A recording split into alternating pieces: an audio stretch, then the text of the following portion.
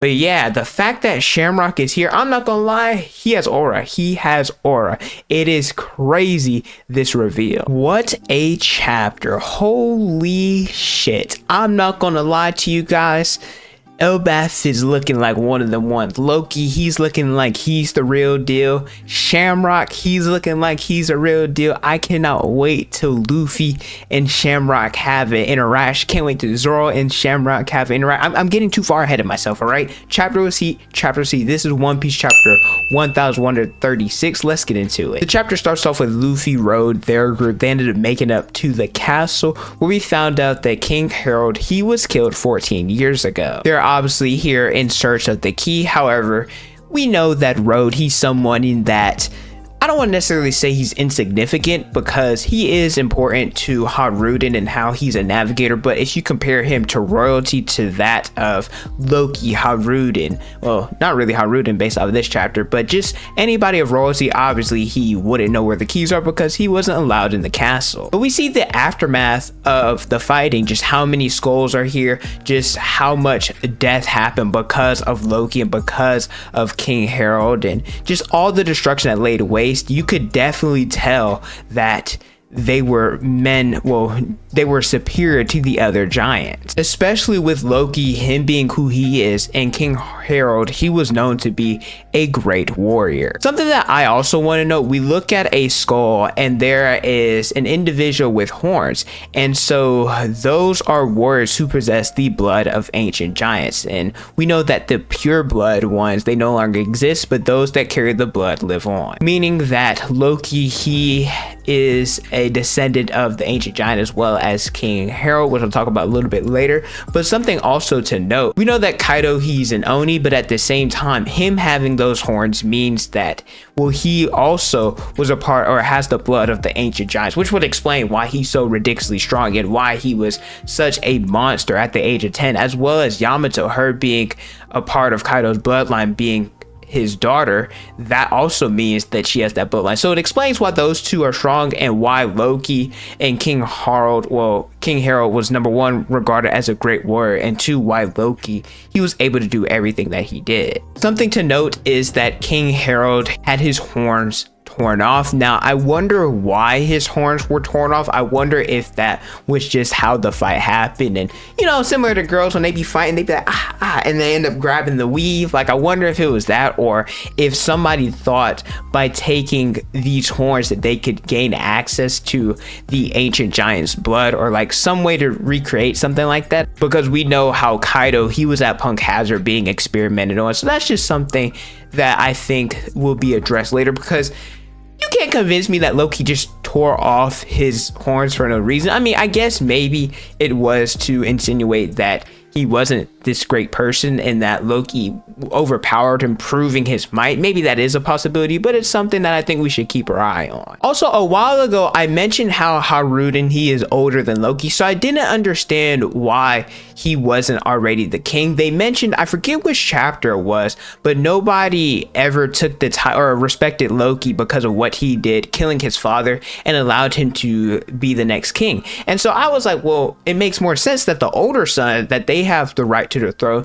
But in actuality, the reason why Hajrudin, and you could also tell based off of him not having any horns, that his mother and Loki, they don't have the same one, so they're half brothers. And so because of this, and because his mom is, they call it tainted blood, it'll probably be changed more so in the Viz translation, but Hajrudin, his mother wasn't from Elbaph, she was from another giant kingdom, and because she was from that kingdom, she wasn't allowed in Elbaph. Now, Zoro asks an interesting question. If they're both giants, well, why couldn't they be here? Road gave the analogy of humans, they fight each other over land, and the same happens with giants. The giants of another land, they would taint the pure blood of Elbaph, and the way that people view Elbaph is has the mightiest warriors, and that their giants are superior. And I respect Road a little bit more for this, and Hajrudin as well, because when asked why he still follows Hajrudin even though he has dirty blood, it's because in the past,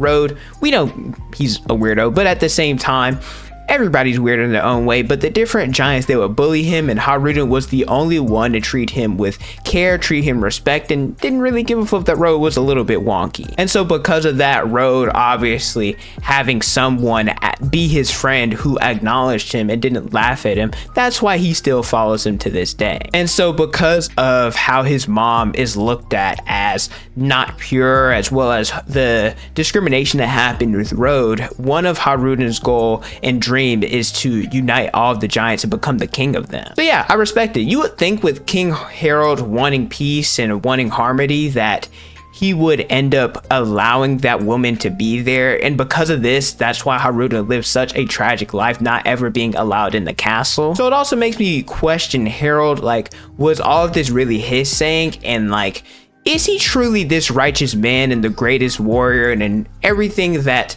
the history tries to paint him out to be? But that's enough reminiscing. Luffy talks about how there are giants over here unconscious, and they're probably about to, well, not in this chapter, but in the next one, inform us about what happened with the Holy Knights, how they're going after Loki, and well, we'll probably get to see this little interaction between these two in the next chapter. But if you guys have made it this far into the video and you're enjoying the content, let me know by leaving a like, subscribing to the channel, and hitting the notification bell so you guys never miss out on a new video. I pump out different One Piece content almost each and every day. Loki, he's being tortured by Gunko, and I'm not gonna lie, it's kind of whack that she's beating up on a man that is in chains and can't do anything to defend himself. But the reason why she is beating him up is because she wants him to join the Holy Knights, talking about, hey, you want to be a god? Well, we're giving you the opportunity to ascend to being a god, so it doesn't make sense for you to fight this. And something that else is cool, number one, we gotta give Shanks some credit, as well as Loki, that he can use future sight. There are only a handful of people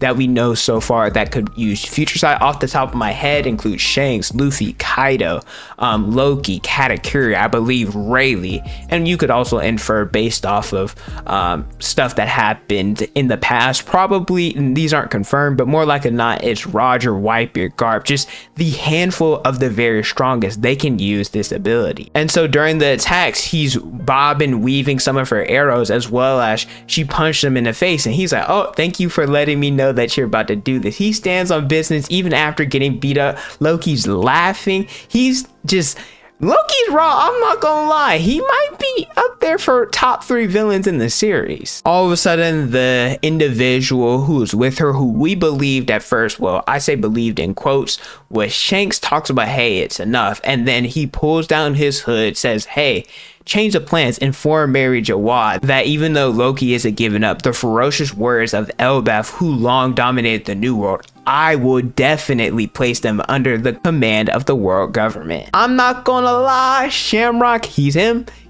I gotta give an apology to Shanks, he ain't a rat. At the same time, he is the official leader of the God Knights, as well as he is the son of Saint Figurlin Garling. So can we assume that the Figurlin family, including Shanks, Shamrock, and Garling, are they the strongest trio in this series? I mean, we know we have Luffy, Garp, and Dragon, but I mean, Dragon don't be doing anything. And so if Shamrock, I don't necessarily know if they're twins or they're brothers, but well, twins are brothers technically, but I don't know if they're just brothers, like one is older, one is younger, or if they're actually twins. I wonder if that means that Shamrock is equal in terms of strength when you look at Shanks. Because if that's the case, and most people consider in the current story, of course, Shanks to be at the bare minimum top 3 strongest in the series, and at the max, obviously the strongest in the series. As well as Gunko, we find out what her ability is. She is, or her devil fruit is the human arrow. Don't really know exactly what that means. I assume it allows her to turn her body parts or clothing or something along those lines into arrows. But yeah, the fact that Shamrock is here, I'm not gonna lie, he has aura. It is crazy, this reveal. And so I mentioned this in the, or at least earlier in the video, talking about how Luffy and Zoro, they're going to meet them. I assume it's going to happen next chapter, that that's where we're going to be left on a cliffhanger, because typically y'all know how Oda likes to do it. Whenever there's a break, he likes to leave us with an insane cliffhanger. And what better cliffhanger would it be than Luffy pull up and he sees someone that looks like Shanks? Oda was in his bag this chapter. You could argue that this chapter was even better than the last one, and he was in his bag the last one. So far, Elbaph has been crazy, and the next chapter is going to be even crazier. These trio of chapters that have happened, or well, technically will happen, oh man, Oda's just in his bag. But thank you guys so much for watching. Let me know how you guys feel about this chapter in the comment section below. Don't forget to like, comment, and subscribe. Hit the notification bell so you guys never miss out on a new video. Follow me on Instagram, Twitter, and TikTok is on the screen and the description below. Thank you guys so much for watching, and don't forget to unleash your potential.